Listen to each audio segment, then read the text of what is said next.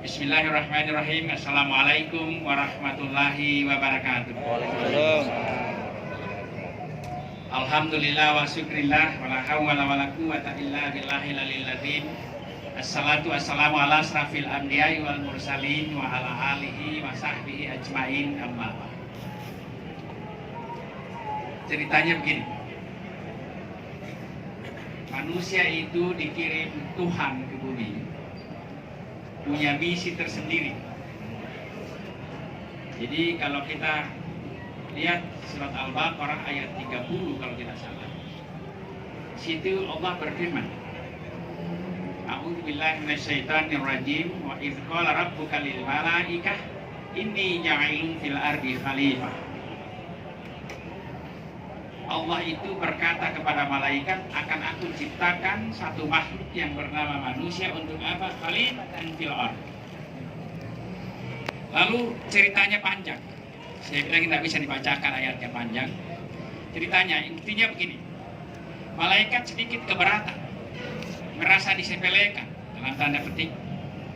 Karena mereka berkata, ya Allah, kenapa engkau akan menciptakan satu makhluk yang bernama manusia untuk menjadi khalifatan fil ard yang nanti pekerjaannya itu akan saling bunuh-membunuh, menumpahkan darah.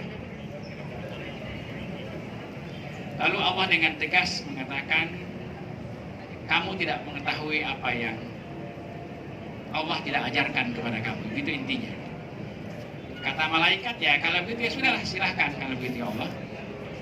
Artinya apa Bapak Ibu sekalian? Manusia itu diturunkan ke bumi kalau hanya untuk menjadi malaikat. Malaikat lebih bagus pengabdiannya kepada Allah karena malaikat tidak pernah membantah perintah Allah. Hanya satu malaikat yang pernah membantah perintah Allah, itu pun hanya satu kali, dan itu pun gara-gara manusia. Jadi iblis membantah perintah itu gara-gara disuruh sujud kepada Adam, dan dia merasa lebih baik, lebih mulia daripada Adam. Itu pun hanya satu kali. Setelah itu tidak pernah lagi. Iblis hanya mengerjakan apa yang bisa dia kerjakan ketika memang dia minta. Sebelum dia diusir dari surga, dia minta 3 hal. Dan dari 3 hal itu satu yang diizinkan, dan itulah yang dilaksanakan oleh iblis sampai hari ini. Malaikat yang lain tidak ada. Karena memang malaikat hanya punya potensi zikir. Manusia punya kelebihan, potensi zikir dan potensi pikir. Tapi jangan lupa, ini a'lamu ghaibas samawati wal ardh. Ilmunya manusia itu diberikan oleh Allah itu adalah tentang bumi dan langit. Jadi oleh sebab itu malaikat tidak punya potensi pikir, manusia punya potensi pikir dan zikir. Manusia punya keduanya itu, tetapi punya potensi ingkar. Malaikat tidak. Bapak Ibu sekalian, salah satu tugas kita adalah talabul ilmi faridatan ala kulli muslim. Menuntut ilmu itu fardu hukumnya. Supaya kita bisa menuntut ilmu dengan baik, maka siapkan lembaga pendidikan yang baik dan berkualitas, yang mampu membaca tanda-tanda dan kekuasaan Allah, baik itu ciptaan tertulis maupun tercipta. Yang paling susah itu adalah yang tercipta.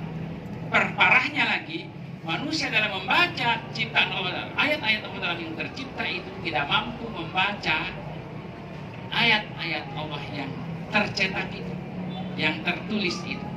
Manusia tidak mampu mempelajari dengan baik Al-Quran. Al-Quran itu kita hanya pada tingkat pertama. Sebetulnya manusia punya 5 kewajiban atau tugas dalam mempelajari Al-Quran. Yang pertama adalah to read, membaca. Yang kedua, to know, mengetahui. Yang ketiga, to understand, memahami, mengerti. Yang keempat, nah ini yang keempat, bagaimana kita mengimplementasikan Al-Quran. Setelah kita membaca, mengetahui, memahami, harus to implement. Bagaimana mengimplementasikan? Setelah itu barulah kita memperjuangkan Al-Quran. Yang kita sekarang di Indonesia itu baru sampai pada tahap yang pertama, to read Al-Quran, baru membaca Al-Quran. Bagaimana mungkin kita bisa membaca ayat-ayat yang tercipta ini tanpa mengetahui asal-usulnya, sumber-sumbernya?